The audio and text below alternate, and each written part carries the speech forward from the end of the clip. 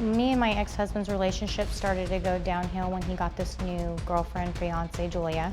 They barely know each other. This girl's been on the scene maybe 90 days. Since she's been around, he's been just 100% hateful. Mike is always sending me nasty text messages. In the text messages, he's calling me evil and toxic. I just get this gut feeling because me and Mike have had a good relationship, but the wording of the messages leads me to believe that Julia is texting from Mike's phone.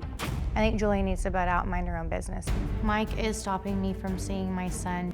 He tells my son not to answer the phone, that he doesn't have to listen. She's crazy, and it really upsets me because I'm a really good mom to my son. My 16-year-old son is my best friend. My son's never treated me like this or told me he doesn't want to come home. I admit I have been to Mike's house a couple of times with police officers, but I had to reinforce my court order. I felt like I very much had no choice. I'm his mother and I'm not going anywhere. Okay, Christy, thank you for being here. Thank you. You've been listening to everything so I have. far. So let me give you an opportunity to respond to anything you've heard so far. This couldn't be any further from the truth. I don't know who this girl is. I've met her one time and I properly introduced myself to her. Mike sent her to my house without even introducing us to pick up my child. I told her, I was very polite. I said, half of what you heard is true, half is not. Stay out of my way, I'll stay out of yours. I don't know this girl. I don't have her phone number, I don't talk about her, I don't care about her. My problem is with Michael and the co-parenting that we need to figure out. Yes, I have sent the police to my son's school. He has a broken collarbone and that no one has been getting back to me, and I have every right to know what's going on with my son with a broken collarbone. Let me ask you guys a couple of questions in general, okay? Yes. Do you think you have an agenda of unfinished emotional business running here in competition with what is in the child's best interest? No, there's no emotions unresolved.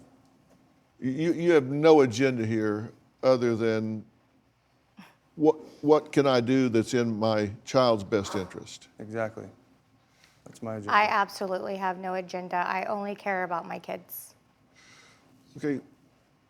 Does it seem reasonable to you to send the police to pull him out of football practice? Definitely. That seems reasonable to you? Yes. I had tried to contact Dad. Do you know where they practice? Oh, yeah. I sent the officers because And he's 6'5". Yes. He does not blend in. No. I mean, if you wanted to know if he was okay, you could drive by there and see if he's out there. But because of what is being said, this constant, I'm in the town that they live in, this is why I don't go down there. And because I told my son, I had texted him that day, and I had also been calling, and I said, listen, I do not want to come down to your school and embarrass you and pull you out of class so I can physically see you. If you do not answer these text messages or call me back, I will be sending an officer to do a safety check, because at this point, I'm very concerned about your collarbone and what the police officers had to tell me the last time I was at Mike's house. Definitely. Okay. So you threatened him with embarrassing him if he didn't do what you wanted him to do. I told him that I would send an officer. No, I was being upfront. I'm a very upfront person. I told him this is what's going to happen if you don't reach back out. Like the court order states, I'm to have contact with my son at least one time a day. Definitely. That's not what it says. It is what it says. No, actually it isn't. You have a current custody agreement. Yes. That's not what it says.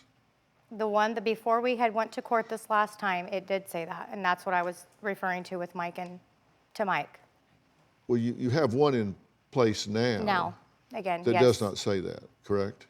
I'm pretty sure it does say that in the new one. No, actually it does, and it says that you're to have contact at the discretion of you and your son. That's And different. then it goes on later to say that it's at his discretion. Yeah. And then it goes on to say that if you make a phone call, that it's endemic upon the parent with whom the child is at the time to have that phone call returned within Yes. 24 hours. Yep. Okay, so that's a breach on his part if it isn't Yes. done, not on your son's part. Yes.